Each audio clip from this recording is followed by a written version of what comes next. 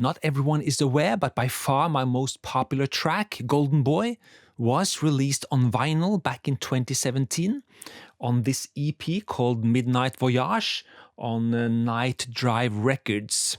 This is not my release. I was asked to submit Golden Boy, and I did. And as such, it is available for buying, purchase even today. I'll leave a link for you in the video description. You can check it out on Discogs if you want to.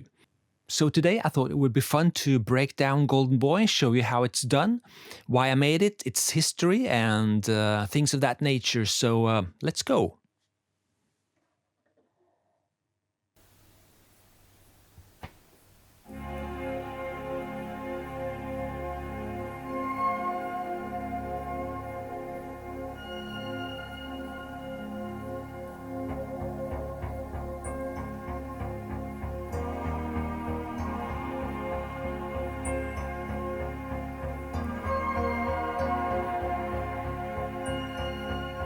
And here we are inside the door. I have 4 stereo stems here, the drums, the bass, the synths and the vocals on my 2017 album Those Days.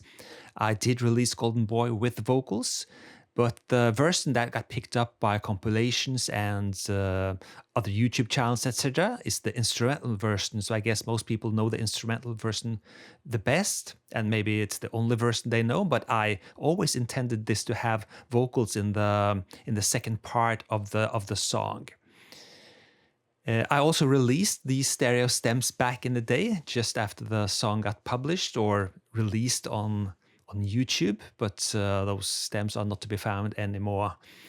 I also have the individual tracks here, the dry individual synth tracks, and I'll play you some of these as we go along and tell you the backstory to some of these tracks. So let's play it from the beginning here and see what we've got.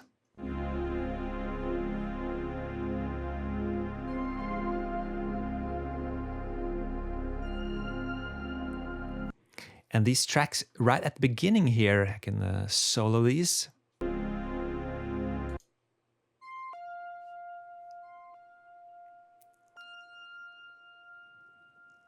That track there, this is directly taken from or inspired by For Your Eyes Only from 1981, the Sheena Easton song. That was the main title track of the James Bond movie, For Your Eyes Only.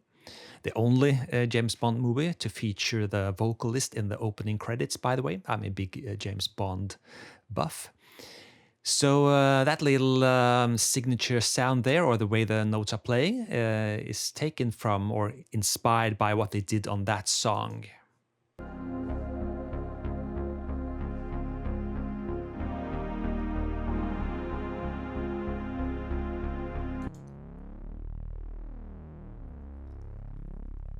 I also have that low Korg DW8000 pad sound there, and this was actually done by accident, not that sound, but I originally intended that sound to be in stereo, but for some reason, while I was recording it, one of the channels just blew up, and I recorded it only on the left or right channel, I can't remember.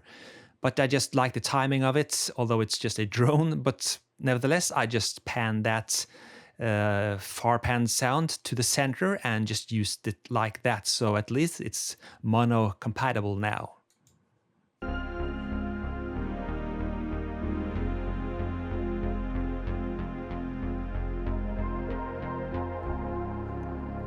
And the bass, of course, is pure Alpha Juno 2.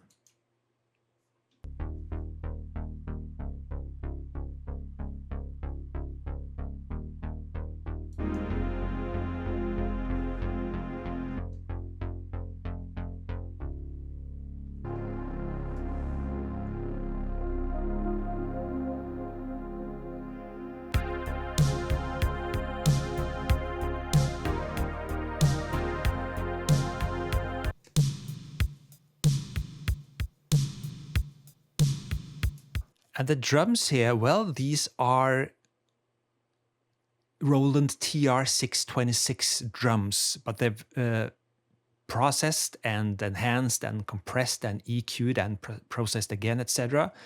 So there's maybe not much left of the original 626 sound of them, because the 626 can sound kind of cardboard boxy in its sound if you're not careful with EQ and compression. And the toms coming in later, I show you them in isolation later. They're also from the toms of the 626, but layered, processed. So I did a lot of work with the drums back then, not because I had to, I just wanted to use the 626 and see how much mileage I could get out of it. As I told you in the beginning, The Golden Boy was a song that originally wasn't planned to be made at all. I just felt I had to have a kind of song or track like this on the album, so I just whipped this together very fast. But I did spend a lot of time on those drums because I was just bent on having the 626 on this track, and so this is what I did.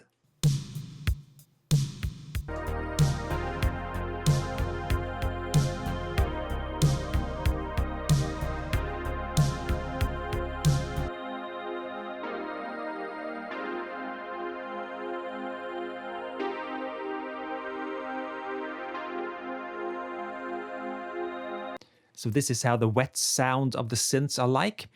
Let me just rewind this a little bit and you can hear the dry sounds also.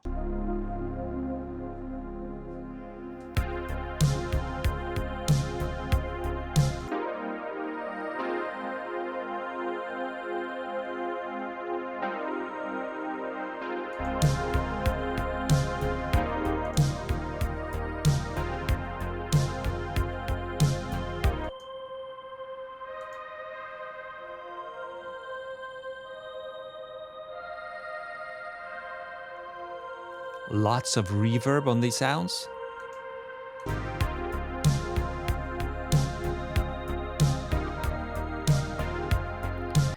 And we're coming in for the second go of that part, and with those, may I dare say so, iconic Golden Boy signature JX8P sounds.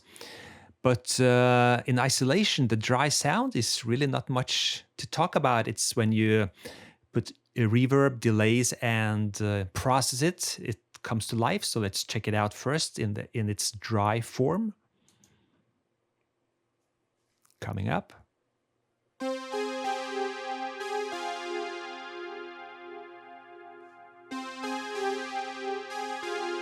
So this is a layered affair. I have an octave above with the same sound. So there's actually two notes playing at the same time, an octave apart.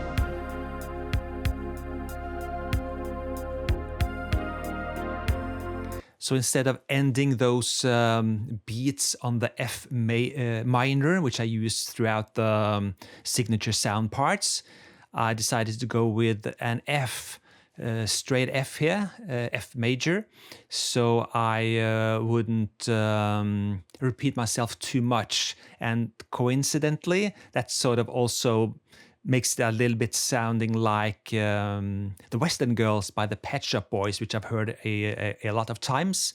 But it was never meant to be or sound like that. I just felt it needed to have a sort of uplifting feel to its final chord in those segments and also the end of the song. So that's the backstory to that.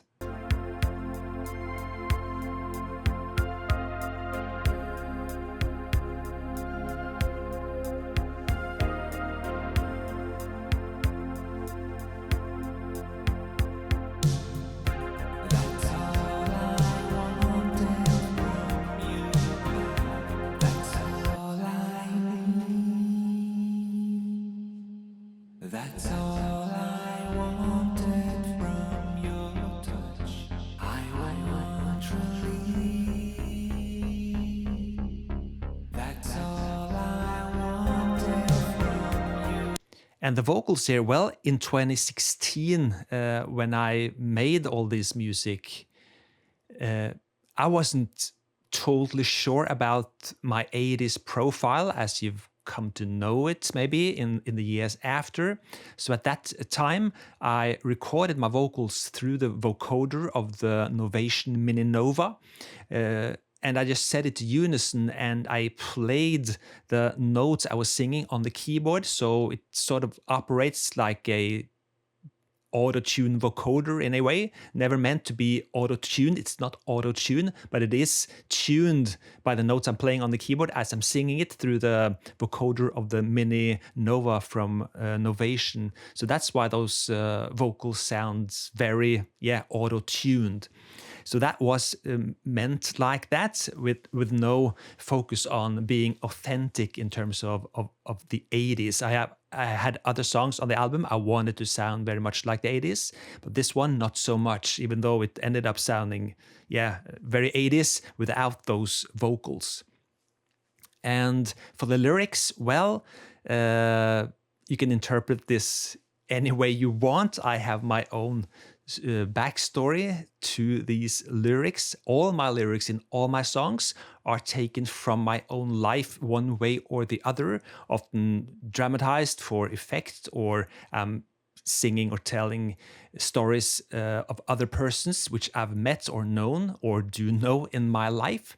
So there's never a fictional story going on in my songs, in any of my songs. So you can just interpret these lyrics as you want. I can't really tell you what the lyrics are really about because that would be X-rated explanations, and I don't want to come off as offensive on this channel.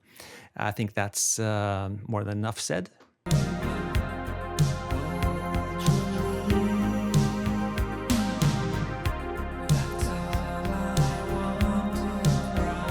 And you can hear those toms there. Let me rewind this.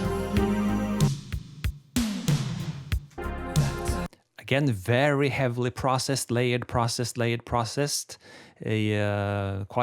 the ordeal to arrive at the point of these toms.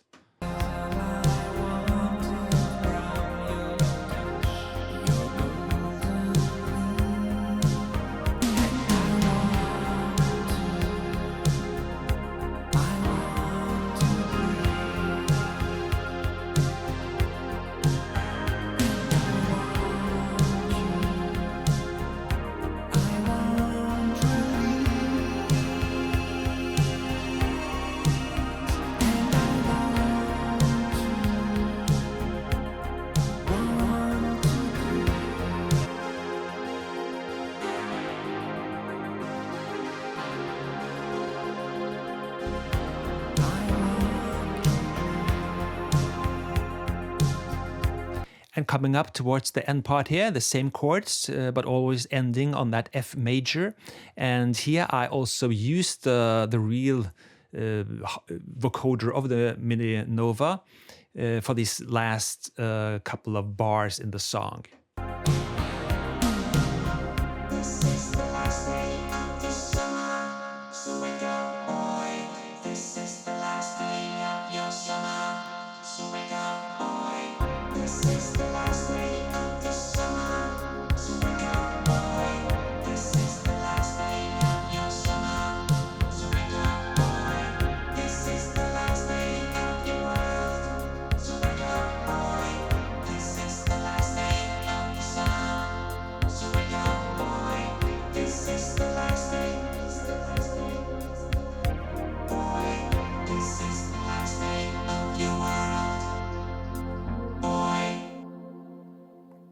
So this is a very, very simple song, very simple arrangement, not much going on really. And when I had finished the song and listened back to it, pretty much sounding as you're hearing it now, I was very unsure if I really liked it. It's never been one of my favorite tracks on that album. It's never been a really favorite track of mine at all. I think it's quite boring. But artists are probably the people who knows the least about what songs will trigger or entertain other people. That's probably why artists, bands had producers back in the day that could sort things out and decide what tracks should be the singles, etc. The artists, they basically know nothing about which songs of there are great because they've listened to all the songs and tracks so many times that they're deaf in terms of knowledge of what will be the favorite tracks of those listening, whatever. Just rambling on here.